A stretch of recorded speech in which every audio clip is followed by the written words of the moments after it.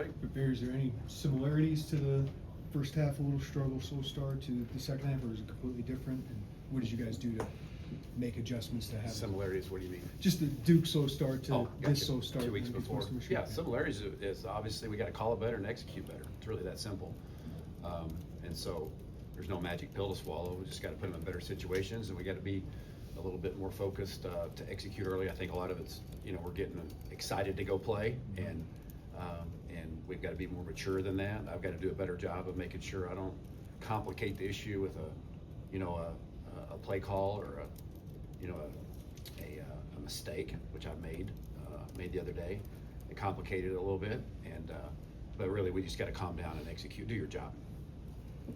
It's the third night game and 4. Is that any kind of big deal at all? Is it fine? I mean, you guys practice tonight. I know that's a point of that. But is there any issue with that at all, or is it fine? Waiting around all day, is that hard? Or I think probably there's a big build-up there, and sure. Yeah, sure, everybody likes to, get up and go play, but obviously a night game and going on the road at night creates an element of challenge there. Crowds are always a little bit rowdier at night, and I remember from my experience a few years ago when we went to Indiana in a night game, it was very, very boisterous, very loud, and I know that that's only going to be magnified, so we're going to have to be really focused in and going on the road. Is it trickier on the road, and then at night games trickier on the road than at home? I assume. Yeah, probably. I mean, yeah, because you're at the hotel longer, and just a little bit more time to kick around and think about the game. But I mean, listen, road early or late. I mean, our guys, most of our guys that are with us, they're used to both of those spectrums. Both ends of the spectrum. So I think we'll be fine. Because you could help from the preseason when you guys practiced tonight, did a lot of things. Yeah. Focused on that. How much does it help? Do you see the advantage from that? Well, early it helps, and then as Yeah. you get going, to your point, this will be the third night game. So I think our guys are pretty used to that routine. Sure. But certainly, coach is very strategic in the fall camp about getting us ready for both early kickoffs and for late kickoffs. 3 games of Indiana film to watch. What stands out to you about them on the defensive side? Well, they're very confident. They're very experienced. The scheme is a challenging scheme, and a very impressive defense. I mean, that's what stands out. I mean, it's obviously the way they played defense over the last year and a half or year and a third is very impressive. And Luke talked about tempo and how he's comfortable in tempo. How do you personally balance maybe when to play with a little bit more tempo and when to dial it back, and how much feedback do you seek from Luke and your offense and maybe elevating that tempo a little bit more? Yeah, we always have conversations about what we like, what he doesn't like, what how he sees it, because ultimately that's what matters. I mean, we have a certain vantage point and belief system that we operate under, but within that we have some freedom and some flexibility to tweak and shift and those types of things. And so Luke's always very tuned in to what he likes and what he feels, and he's said repeatedly that he is comfortable in that. We know he is in that, in those moments where it's tempo. We're not going to play the whole game like that, but to add an element of that, certainly the other day kind of was something we just wanted to kind of peel it back and just get a little bit more simplistic and just kind of line up and be the aggressor. And that was a good change for us at halftime. And our players operated pretty well in those moments. So always finding that right balance, and each week's a different week. Barry Caden said on Saturday night that he felt different, obviously, based off of his performance, and just felt more decisive about hitting the hole. Is that something you saw in the running game, that he was a little bit different on Saturday night? I did. I thought he was more decisive and getting. Listen, he's missed a significant amount of time, and games are really the only way that you get back in a flow. Because we just don't tackle our backs a whole lot during spring, none in the spring really, or just a little bit. Then he hadn't been tackled at all until game 1, and other than just a few plays in the fall scrimmage. So every week, a guy like that is getting back into the flow of things is only going to get better and better. And I certainly saw him run better and more confidently and getting downhill more the other day. Overall, how do you think the run game is clicking right now? What's some things you like about it, and maybe some things to work on? Well, the things I like is I like how we've run the ball in the second half each of the last 2 games. The things I don't like is we haven't run it as well in the first half. And so we had to be more consistent in the run game. I mean, we're going to run the ball. That's one of the things we're going to do. That's a staple for us, and we've got to be better at You know, A, putting our guys in a good position, and B, and just being more consistent in our communication up front, because good things happen when we get our cleats in the ground and we cover people up front. Good things happen in the run game because our backs run well. That's an easier said than done. I mean, there's a lot of movement, a lot of challenges, a lot of, you know, people on the other side trying to stop us from doing that. So we're not oblivious to that. We understand that there's going to be give and take there, but I do like the way we've finished the games running the ball, and we need to start running the ball, you know, where we finished off, you know. Is this Valentine he started the year pretty good so far. What improvements do you think he's made from freshman to sophomore year where he's been able to have this pretty good start? Just classic player development, bigger, stronger, faster, more mature, knows the offense better, knows Champaign better, knows how to get around campus better, knows our system better. I mean, just a year two player that's talented. And so when you have talent like that, you go into another year of maturity, good things happen, and Khalil's playing really well right now. During the last 2 weeks, Duke, Western Michigan seem confident in bringing pressure and really ramping that pressure. How do you feel like as a staff and on the field you guys are handling that, or what needs to maybe change or improve to handle it better? Well, you know, yes, I mean, the name of the game in college football is pressure. I mean, it's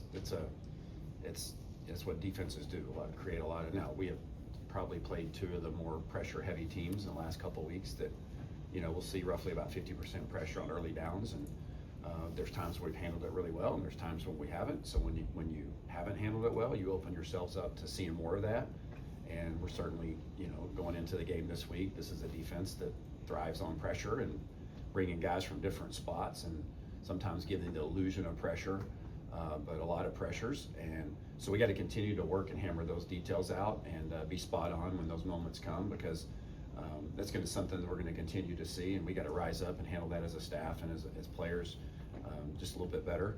And there's some moments we've handled it well, and good things happen when that happens. But man, we've got to be really dialed into that, because that's an area that we've got to vastly improve in a quick hurry. You talked about just the depth, maybe at wide receiver, just to see Ashton Hollins. You know, when he had an opportunity on Saturday to step in and make 2 big catches, was that expectation for him, or were you pleasantly surprised? Well, the expectation doesn't change for whoever goes in the game. You know, the expectation is if you're in the game, you know what to do. You do it at a high level and you execute your job. And Ashton took advantage of a couple opportunities, and you know, he can really run, and that's one of the things that he does that's, you know, probably not unique to the room, but maybe it's better than as good as anybody else in that room. He can really fly and take the top off, and he's really works hard at his craft. And it was great to see him make it. There's nobody that cares more and that wants to do better for Illinois than Ashton. There's some guys that want that as the same, but nobody does it more, you know, wants it more than him. And it was great to see him have an opportunity. And again, another reinforcement of what we've said all along is there's some significant depth in that room of guys that can make a play. And there's others that haven't had a chance to make play that we believe in as well. Luke said that Ashton's touchdown was maybe like the coolest moment on the sideline for the team in the game. That's what you mentioned about him. Has that resonated with his teammates, just the work he puts in? He has a lot of trust and respect within our team, the way he carries himself, very mature, you know, very selfless and very consistent. So I think all of our team loves to celebrate those moments for guys that carry themselves like that. And we got a lot of them on the team that do, but in particular, I think he's very likable. He's very popular amongst the team. He's fairly quiet, you know, in the big scheme of things, but you can see when those moments happen, when guys celebrate, it's out of respect. To the naked eye, it looks like there's a lot of different sub packages coming in now, depending on down and distance and whatnot. Are you getting a feel for which ones have been productive and which ones have not? Yeah, I mean, we'll go back and review the film. We have a fairly good feel of what do we like, what we don't like, and just because we put a grouping in and maybe the play doesn't work doesn't mean we're scrapping the grouping. And so we want to be multiple in our presentations. We're going to continue to always fight and look, hunt, and peck for ways to accentuate the skill set that we have on the offensive side of the ball. And so, yeah, I mean, we're kind of a base 11 and 12 personnel team, always looking for an influx of those other groupings. And some of those were good for us the other day. Some of them weren't, but they were the first week. So we're going to continue to refine those. That 3rd and 1 that in the first quarter seemed Yeah. to bother you guys as staff. What went wrong there, just operationally and with the play in the first quarter where Caden got tackled behind the line of scrimmage? Yeah, well, so, yeah, and that was completely on me. We had the wrong grouping in. We had 12 personnel in the game, called an 11 personnel presentation, which, I mean, functionally, all of our groupings are interchangeable. And so we should be able to do any of the calls out of any of the groupings and presentations, but that particular grouping mistake triggered a front that, that was unique to 12, that we were an 11 personnel set that put our team at a disadvantage. And obviously, that's something that just absolutely cannot happen. And that was completely on me. We didn't execute the play very well, but I put our team in a bad situation and got to avoid that at all costs.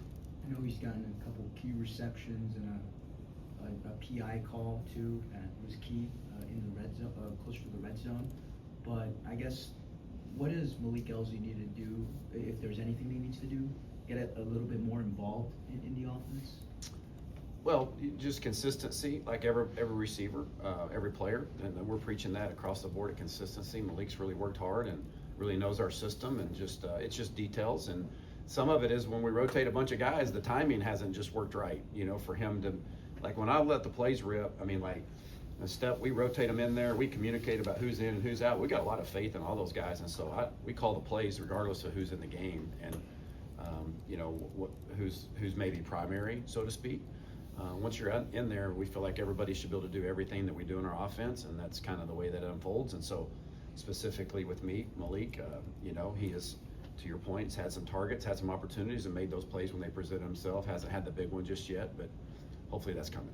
Barry, how do you, in your career, have you gone about, maybe it's different each week, but the early game script, like, I know the result is you'd like to go down and score a touchdown every time you get the ball, but like, is there a evaluation of other things that you're looking at in the early game script of like, hey, this is how they're looking at us, this is how they lined up against us? Is there a number of things that you're trying to get accomplished with that script? Yeah, there's always multiple things you want to get, your groupings that think your best plays. You want to get your best plays out there early, that you feel like your best plays, and then you want to do some things to gather information about maybe how they perceive us or how they're going to play a certain formation or adjust to a certain shift. So there's a little cat and mouse always in the first series or two, and there is in the entirety of the game. But so we just kind of I've had different ways of looking at it over the years, and this week will be different than next week or was the last week. So we're always kind of sorting through that in the opening script, and very seldom we script out somewhere between 10 to 15 or 20 plays that we would like to get in early. Very seldom do they unfold exactly the way we want to call them, but generally speaking, we know what our best stuff is going to the game, and sometimes you have to reevaluate that through the course of the first quarter. Coach Beamer talks about wanting faster starts on offense. Just what's kind of like the silver bullet for offense, that you guys want, to try to get faster starts, moving forward? Well, we want to execute. I want to put our team in a good position. We want to execute. There is no pill we can swallow to go out there and magically help us to execute better. You have to earn that, and the defense is trying to stop you. And so, A, I have to put our guys in a good position on a consistent basis, and B, we all have to do our job. And when we're operating as one, that gives you opportunity to move the ball early. And so we've got to calm down and do that. It's got to be, we've got to start faster. There's no doubt about that. And I'm confident that our guys understand what that fix is. Doesn't mean it's an easy fix, but the fix is there. It's about execution, it's about concentration, and adjusting to the flow of the game in a quick fashion. 3 games in. One more after this. How has Luke improved in his 3rd year as a starter here? What have you seen from him in the sample size so far? Yeah, well, I would say the other day, I was really impressed with, and not just him, but kind of offensively. Obviously, our offense was frustrated. I was frustrated at halftime. We weren't playing well.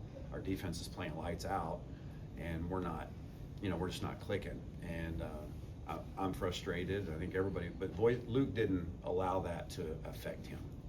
And even in week 1, I think he got a little frustrated and was pressing a little bit, but I saw him let go of that and be calm, and then that was a real positive thing for him. And so there's always growth. There's always, I love the way he threw the ball with rhythm the other day.